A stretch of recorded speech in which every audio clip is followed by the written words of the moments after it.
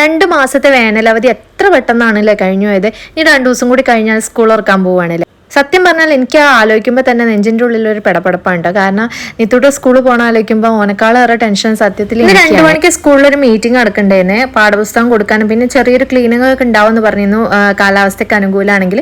അപ്പോൾ ഞങ്ങൾ മഴേൻ്റെ ഒരു തക്കം കിട്ടിയപ്പോൾ തന്നെ സ്കൂളിലേക്ക് നേരെ പോയിട്ട് 2 മണിക്ക് മുന്നേ തന്നെ അവിടെ എത്തിയിരുന്നു. പക്ഷേ അവിടെ എത്തുന്നതിന് മുന്നേ തന്നെ ക്ലാസ് റൂമും കാര്യങ്ങളൊക്കെ ടീച്ചേഴ്സും മറ്റെല്ലാവരും കൂടി ക്ലീൻ ആക്കിയിരുന്നു. പെയിൻ്റ് ഒക്കെ അടിച്ച് നല്ല ഉഷാറാക്കിയിട്ടുണ്ട് കേട്ടോ. കെട്ടിടങ്ങളൊക്കെ നല്ല രീതിയിൽ തന്നെ ക്ലീൻ ചെയ്ത് വൃത്തിയാക്കി ഇട്ടിട്ടുണ്ട്. മഴയൊക്കെ വരുന്നതുകൊണ്ടായിരിക്കും എല്ലാ രക്ഷിതാക്കളും പെട്ടെന്ന് തന്നെ എത്തിയിട്ടുണ്ട് കേട്ടോ. അപ്പോൾ നമുക്ക് ചെന്നപ്പോൾ തന്നെ ഒരു ഫോം കിട്ടി, ഉച്ചഭക്ഷണത്തിൻ്റെ ഫോം ഫില്ല് ചെയ്യാൻ കിട്ടി. അത് ഫില്ല് ചെയ്ത് കൊടുത്തിട്ടോ. പനീഷേട്ടനോട് ഞാൻ ഒപ്പിടാൻ പറഞ്ഞാണ്. പിന്നെ പതിയെ ബാക്കിയുള്ള രക്ഷിതാക്കൾ എല്ലാവരും എത്തി. അപ്പോൾ അതിൻ്റെ ഇടയ്ക്ക് ടീച്ചർ ഓരോ കാര്യങ്ങൾ പറയുന്നുണ്ടായിരുന്നു. നിത്തൂട്ടനാണെങ്കിൽ അവൻ്റെ ഫ്രണ്ട്സിനെ ഒന്നും അധികം കണ്ടിട്ടില്ല, 2-3 ആൾക്കാരെ വന്നിട്ടുള്ളേ.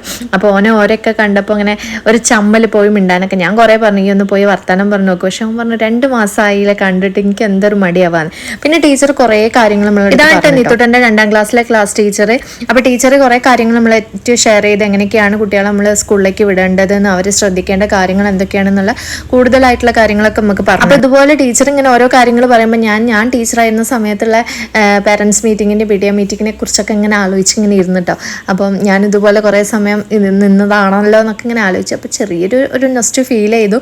അപ്പോൾ ടീച്ചർ പറയുന്നൊക്കെ കാര്യങ്ങളുണ്ട്. കുട്ടികളെ നമ്മൾ എങ്ങനെയൊക്കെയാണ് ശ്രദ്ധിക്കേണ്ടത്, സ്കൂളിലേക്ക് എങ്ങനെയൊക്കെ വിടണം, പിന്നെ അവരുടെ ഉച്ചഭക്ഷണത്തിനെ പറ്റി, അവരുടെ അച്ചടക്കത്തിനെ പറ്റി, ഓരോ കുട്ടികളെയും നമ്മൾ എങ്ങനെയൊക്കെയാണ് കൊണ്ടു നടക്കുന്നത്, അങ്ങനെ എല്ലാ കാര്യങ്ങളും നമ്മളായിട്ട് ഷെയർ ചെയ്തു. സ്കൂളിൽ എങ്ങനെ ബിഹേവ് ചെയ്യണം, പിന്നെ അങ്ങനത്തെ ഓരോ കാര്യങ്ങൾ നമ്മളായിട്ട് ഷെയർ ചെയ്തിട്ടോ.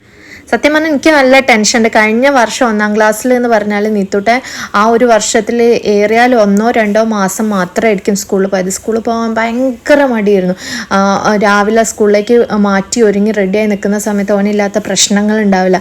വയറുവേദന, ഛർദി, വയറ്റുന്നോക്ക് തുടങ്ങി അങ്ങനെ ഓരോന്ന് കാണിച്ച് സ്കൂളിലേക്ക് പോകാൻ ഭയങ്കര മടി കാണിച്ചു. പല സമയത്തും സ്കൂളിലേക്ക് കൊണ്ടുപോയിട്ട് അവിടുന്ന് ഇറങ്ങി ഓടിയിട്ട് തിരിച്ചു കൊണ്ടുവരേണ്ടി വന്നിട്ടുള്ള അവസ്ഥ ഉണ്ടായിട്ടുണ്ട്. അപ്പം 1ാം ക്ലാസ് ആയതുകൊണ്ട് അന്നൊക്കെ നമ്മളിങ്ങനെ അഡ്ജസ്റ്റ് ചെയ്ത് പോയി. 1ാം ക്ലാസ് അല്ലേ എന്ന് വിചാരിച്ചിട്ട് ഇനി 2ലാവുമ്പോൾ അങ്ങനെയൊന്നും ഉണ്ടാവില്ല എന്നുള്ളൊരു വാക്കവും തന്നിട്ടുള്ള എന്താവും സ്ഥിതി എനിക്കറിയില്ല.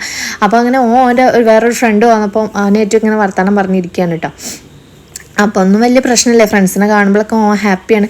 അങ്ങനത്തെ പ്രശ്നങ്ങൾ എല്ലാവരുമായിട്ടും വേഗം എന്താ പറയുക കമ്പനി ആവുകയും അങ്ങനെയൊക്കെ ഉള്ള കുട്ടിയാണ്. പക്ഷേ സ്കൂളിൽ പോകാനും ഭയങ്കര എന്താ പറയുക മടിയാണ്. അത് എന്താണെന്ന് വെച്ചാൽ ഇന്നെ കാണാതിരിക്കാൻ അങ്ങനെയൊക്കെയുള്ളൊരു ചിന്തയാണ് തോന്നുന്നത്. പെട്ടെന്ന് സങ്കടം വരും. ഇപ്പം തന്നെ സ്കൂളിൽ പോണ കാര്യം പറയുമ്പോഴേക്ക് കണ്ണിലൊരു കുടം വെള്ളം ഉണ്ടാവും. അമ്മ ആ കാര്യം മിണ്ടല്ലേ എന്നാണ് പറയുക. പിന്നെ എന്തൊക്കെയോ പറഞ്ഞ് റെഡിയാക്കിയിട്ടാണ് പോകാൻ പറഞ്ഞത്. അതിനുശേഷം 1ാം ക്ലാസ്സിലെ ടീച്ചറെ കാണാൻ കുറേ നേരമായിട്ട് പറയുന്നു. ഷോജി മിസ് നല്ല മിസ് ചെയ്യുന്നത്, അവനെ ഭയങ്കര ഇഷ്ടമായിരുന്നു, അവനെ അങ്ങോട്ട് നല്ല കാര്യമാണ്. അപ്പോൾ ടീച്ചർ അവിടെ മീറ്റിംഗ് നടക്കുന്നതുകൊണ്ട് രക്ഷിതാക്കൾക്ക് ബുക്കും കാര്യങ്ങളൊക്കെ കൊടുത്ത് അങ്ങനെ ഇരിക്കുന്നതുകൊണ്ട് ഞാൻ പറഞ്ഞു കുറച്ച് കഴിഞ്ഞിട്ട് പോകാം, സ്കൂളിൽ ക്ലീനിങ് നടക്കുന്നുണ്ട് കേട്ടോ പുറത്ത്.